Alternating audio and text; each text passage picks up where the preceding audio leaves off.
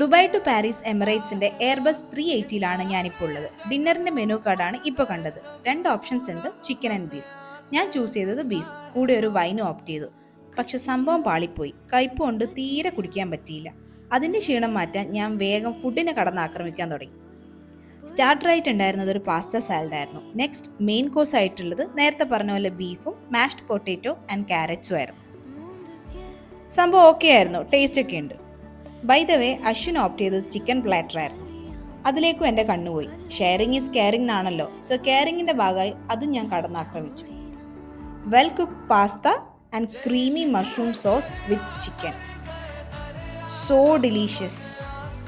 ഒടുവിൽ ഞാൻ മനസ്സിലാക്കി, ചിക്കൻ ഓപ്ഷൻ ആയിരുന്നു much better.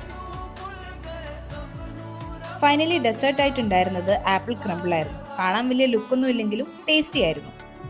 So that's all for now. Thanks for watching. Bye bye.